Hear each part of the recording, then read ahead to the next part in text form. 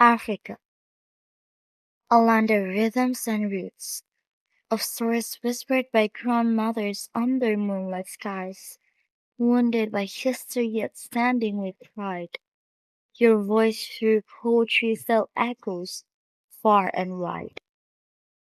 Hi everyone, welcome to Literary Elements of Love. Today we're diving into Africa, My Africa by David Diop, a poet of Senegalese descent. This piece speaks to the African experience during and after colonization through sorrow, strength, and pride. Africa, My Africa was written by David Diop, a French-born poet of Senegalese descent. During a time when much of Africa was still under European colonial rule, though Diop was raised outside of Africa, he felt a strong emotional connection to his ancestral homeland. He was part of the Negritude movement, a literary and political movement that celebrated Black identity, African culture, and resistance against colonial oppression. Let's talk about the tone, the emotional attitude of the speaker. In Africa, My Africa, Diop masterfully shifts tones to reflect pain, longing, and ultimately admiration for his homeland. And he begins songs here. Africa of proud warriors and ancestral savannas. The speaker admires Africa's noble past, its warriors, tradition, and strength before colonization. But then the tone shifts to one of anger and sorrow. The blood of your sweat, the sweat of your work, the work of your slavery. Here, the tone becomes intense and emotional. Diop highlights the suffering caused by colonization, the loss of freedom, the forced labor, the stolen identity. This triple repetition creates a strong sensory image. We feel the exhaustion, see the blood and sweat, and understand the hardship of slavery and colonization.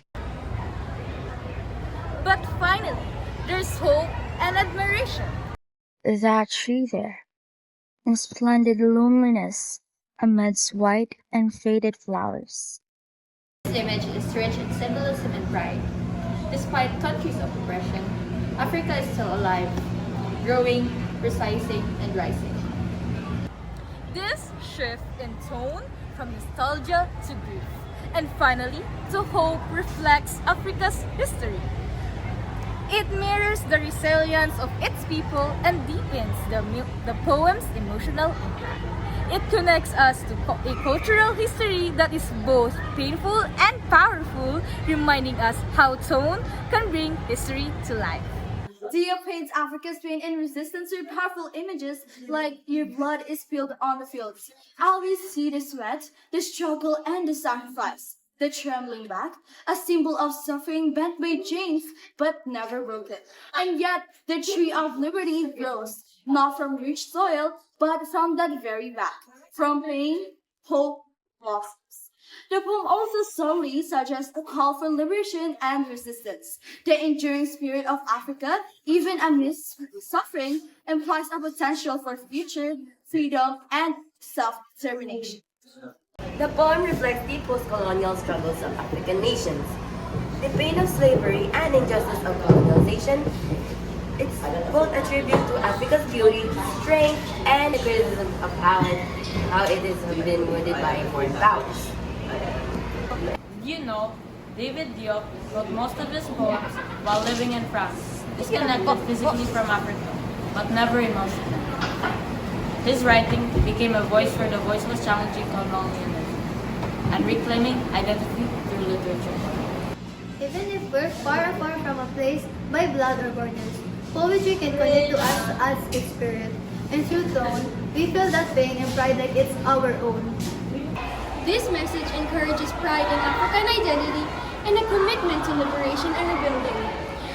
It's a call to remember the roots of strength of Africa, even after pain and exploitation, and to keep fighting for freedom and justice.